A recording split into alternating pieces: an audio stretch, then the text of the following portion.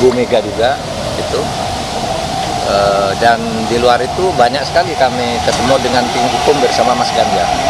Jadi ya komunikasi kami terus jalan karena sudah ada garisnya dari ketua kerjasama partai pengusung, yaitu dari Bu Mega, agar kita mengambil dua jalur secara tegas. Satu jalur hukum, itu saya yang mengkoordinir pada tingkat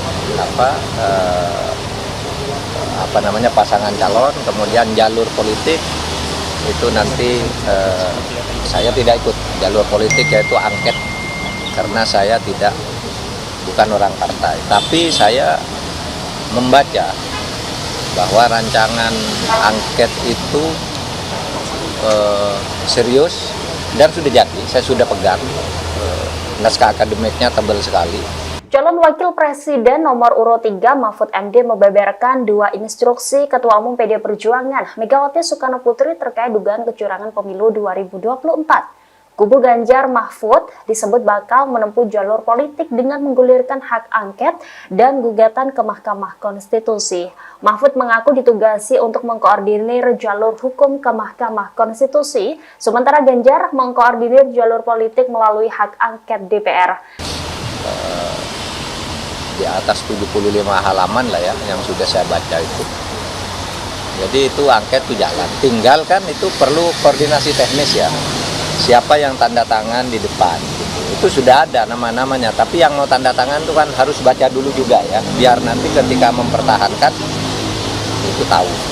Dan itu jalur politik kan Pak ya? Itu jalur politik yang dikoordinir kalau pada tingkat paslon itu oleh Mas Ganjar. Saya jalur hukumnya. Kita berbagi tugas tapi tetap punya kaitan. Nah, saya ingin tegaskan lagi bahwa kalau jalur politik dan jalur hukum itu konsekuensinya berbeda.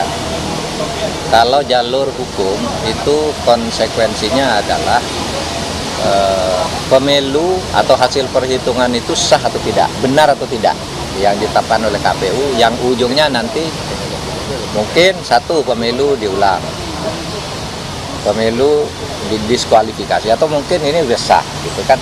Itu nanti yang akan dipertarungkan di Mahkamah Konstitusi. Jadi sesudah putusan MK nanti ya nasib Pilpres ini bagaimana angkanya, itu satu ya. Kalau jalur politik itu angket, itu yang digugat adalah kebijakan pemerintah, bukan paslon, bukan kemenangan, bukan KPU yang dipersoalkan di angket itu, tapi kebijakan pemerintah di dalam pelaksanaan beberapa undang-undang ya, yang berimplikasi tentu saja dalam prakteknya terhadap pemilihan umum, tetapi tidak akan menafikan hasil pemilihan umum yang telah ditetapkan oleh KPU dan MK. Itu angket. Download Tribun X sekarang, menghadirkan lokal menjadi Indonesia.